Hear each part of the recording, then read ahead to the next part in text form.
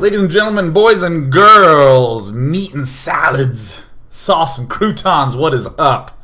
It is none other than Wednesday, November 13th, 2013, and this is Day 9 Daily number 651, where we learn to be a more transparently better gamer. Ooh! To any of you who think I use a green screen, hello, how are you? In today's daily, we're going to take a look at sOs's fancy, fantastic, wonderful, no Colossus Protoss vs. Terran style. Say what? Say huh?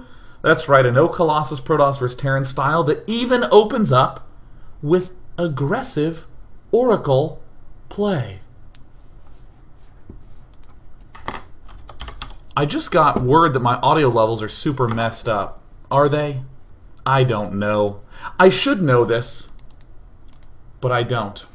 Because I was stuck in traffic and worked a little bit late. Let me tell you a little bit of how I normally prepare the show.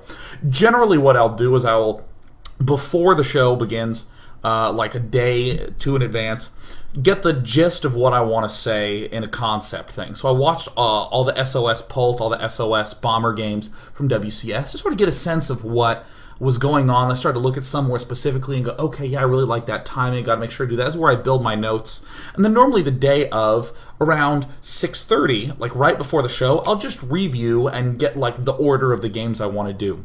I was stuck in traffic, so I showed up, and I'm pretty sure that this is the right game to begin with, but I'm not positive. I never got that chance to look. So let's wing it. SOS. It's SOS week. Come on. That means we looked at SOS's amazing aggressive PvZ style yesterday, his PvT today, and his Protoss vs. Protoss tomorrow. He is playing at the Red Bull Battlegrounds. It will be held at the Hammerstein Ballroom in New York City. I will be casting it in 10 days. It is not this Saturday and Sunday, but next Saturday and Sunday. Hammerstein Ballroom, historic because I won WCG 2005 there. Boners, Amanda. And then there will be 7 other players. Let's see if I can do it. First, let's see if I can hold up 7 fingers. Also there will be Bomber, MC, Parting, Hyun, Scarlet, Golden, Snoot. Those are the 8 players that will be there. That's incredible. I did that with no notes. Let's talk about PvT. I don't care to announce anything more because I feel good about my life and who I am as a person. And you should too. Have you any stress or strain in any other area of life? Discard it, because for the next 90 minutes we're going to have some fun. Yes. In the Protoss vs. Terran matchup, normally players build the Colossus because they have 25 APM. Oh, shit! Smackdown. Take that, Protoss. I play Protoss. But that's fine. 25 APM, because the Colossus self-micros. That's how it's done.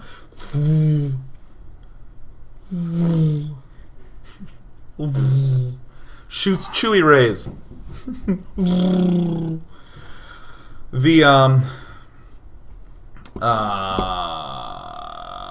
I just got distracted by my own noise. That's good. That's a good way to start a show. Yeah, the Colossus tends to be the core unit in PvT at a couple of key stages. Certainly in the late game. Once the Terran has all his stuff, Colossus are really a staple unit because it's just a good way to clear out Marine Marauder.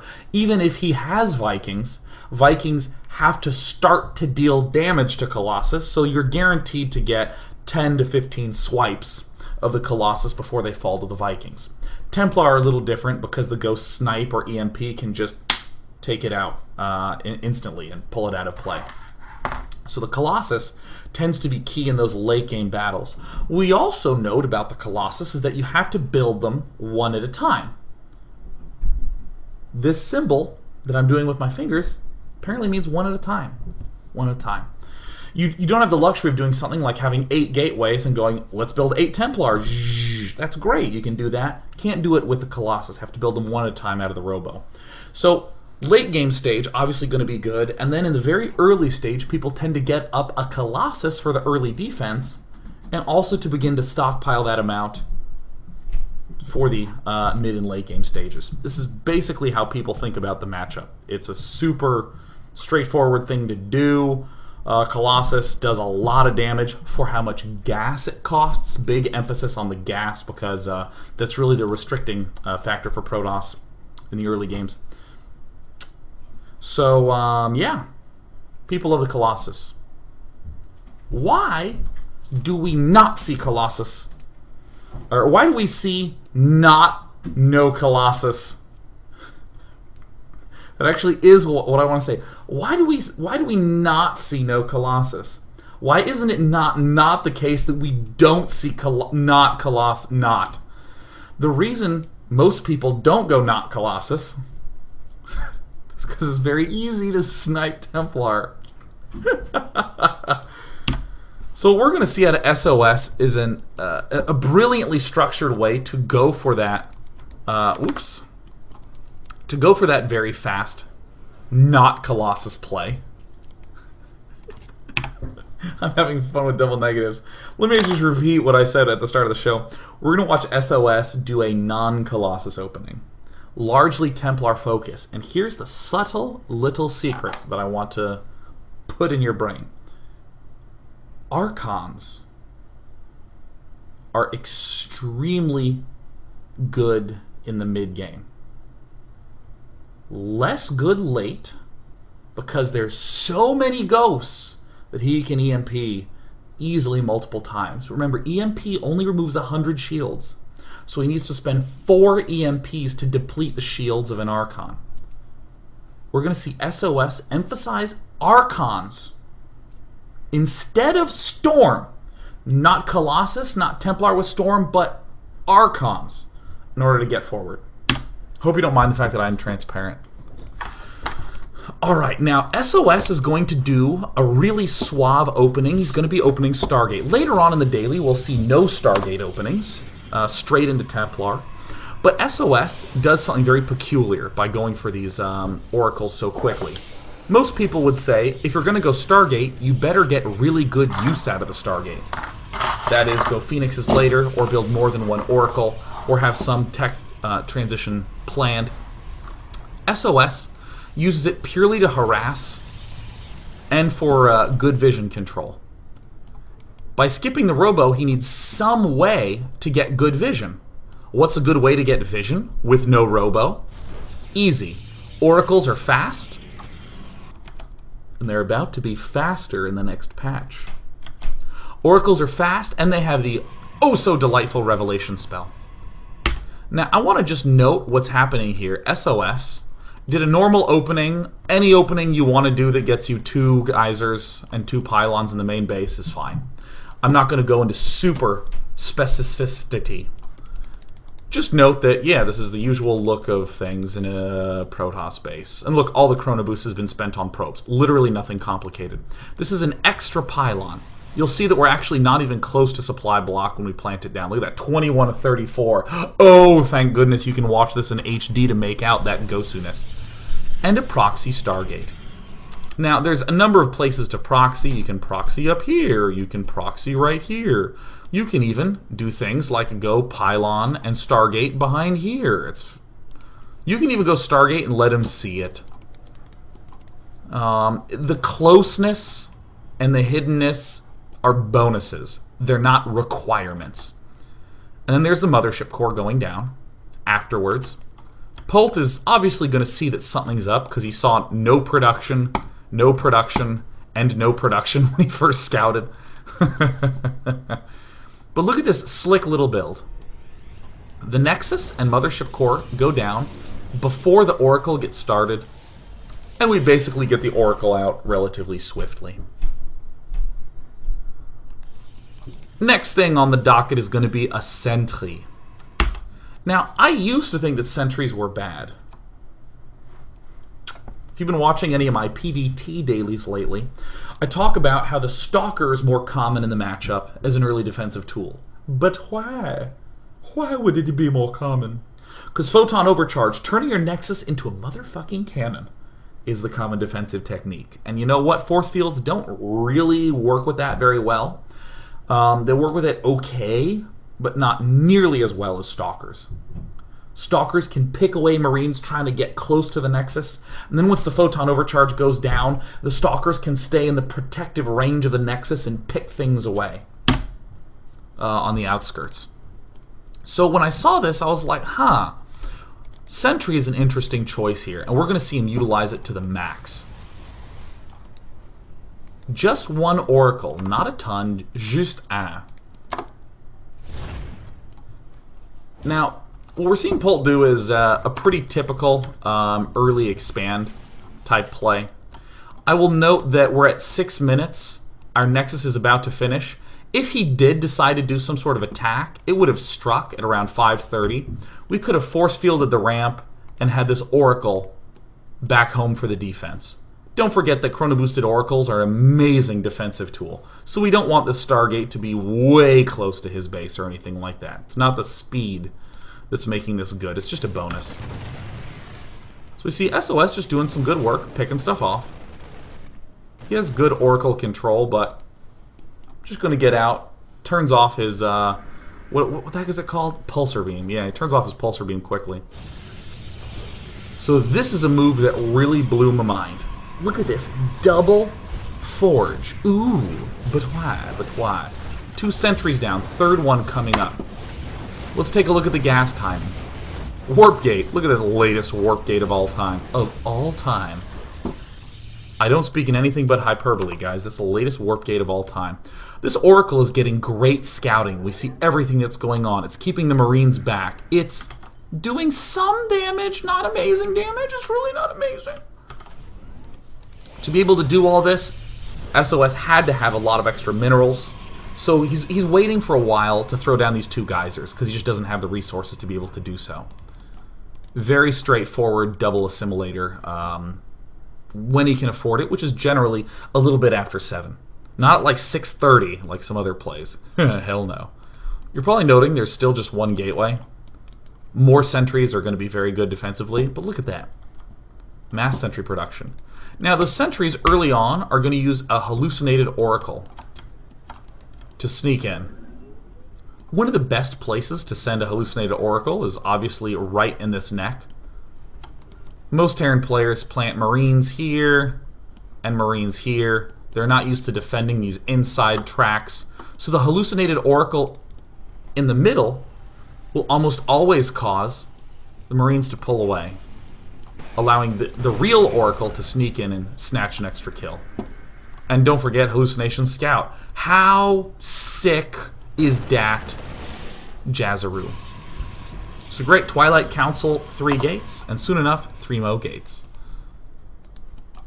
Just constantly sending those forward. Don't forget the scouting potential. Remember, what is the biggest deficit that we'd struggle from by skipping the robo? Vision. Hallucinations give vision. Oracle gives vision and a little harassing. Nice. Now this game is rather long. I don't know if we'll really get the chance to see all of it, but this is a pretty straightforward thing. Get charge, and then the double ups, and then throw down 3 more gates. It's just going to be mass gateway with Templar. Oracle's still keeping sort of a hawk's eye on everything. And 2-2 is getting close to done. This is a very, very swift 2-2. Most of the chrono boosting is on probes until 2-2 goes down. And then most of the chrono boosting is on the 2-2 and the charge. There's the revelation, keeping vision on everything that's going on and going down. So the you'll probably note that there's no storms actually happening. It's just feedbacks. And it's just as a bonus. In this mid-game stage, 1 of 2 things will happen. He will either add on more barracks, as Polt's doing, while getting his 3rd. Or, actually let me be even more general and more clear. He will either go many barracks, or a few barracks with a few ghosts. He will never have a lot of ghosts in this mid-game stage. Oh, also, for any of you who saw the double Twilight, this was just an error. he just messed up.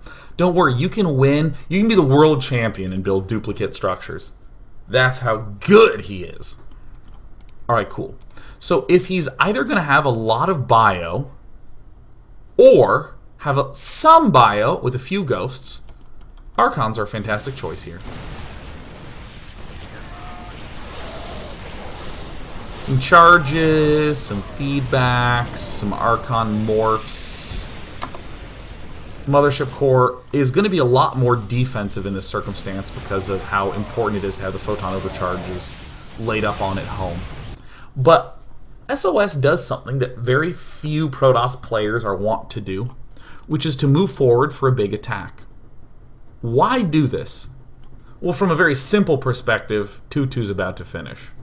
So let's try to do something magical when we have the highest chance of an upgrade lead. But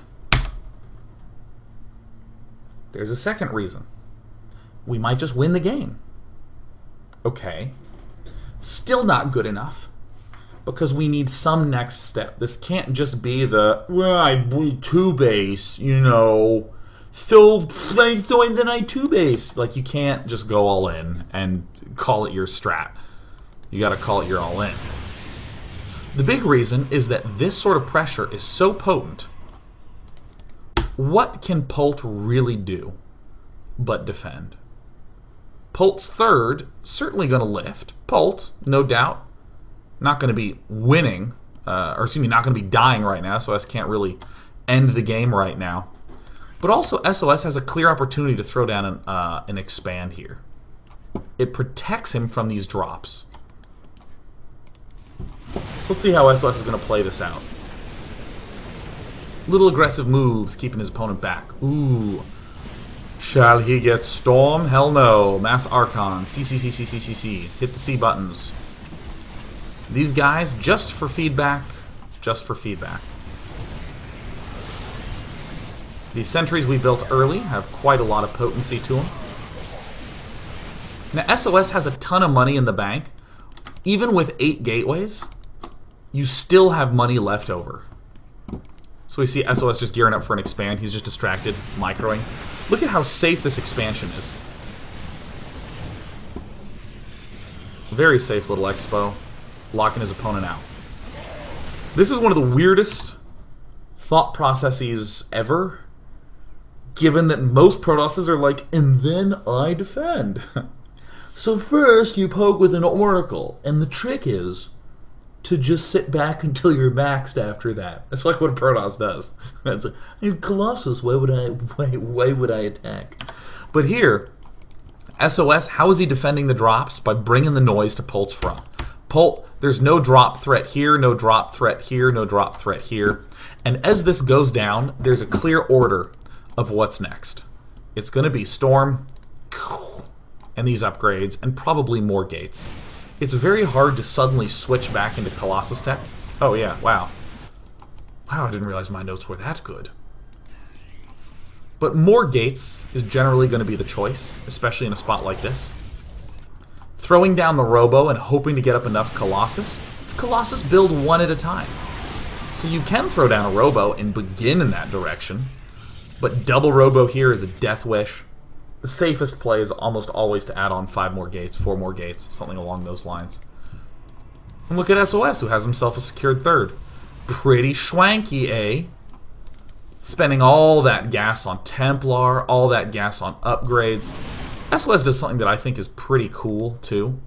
A lot of cannons. He does these little defensive bits. Why now and not earlier? Well, now is the first time that he's been on the retreat. Before, he was on the attack. Cannons. Cannons. Defensive Mothership Core. Remember that Oracle? Yeah. SOS remembered it. All these constant little attack moves. Look at that, 16 kills. These constant little attack plays by SOS. Totally opening up great room to deal a lot of damage. Only thing that's really missing here is gateways and Robotech. SOS is just continuing to attack. And you recall how I said that it's really important to have a lot of gateways and that defense at home. Well, that's why. So that you can hold off. Now, this game begins to turn weird. It's just a sort of odd game, and it's about halfway done. If you want to watch the rest of this game, go to starcraft2.com/WCS and go check out Pult versus SOS on Acheron Wastes. Purpose of this daily is not to give the so tickly feeling of seeing the conclusion of the game that you could look up on your own, but to note how this opening set SOS up for great success. First of all, cool opening. Oracle harass with a fast expand and double forge. Whoa!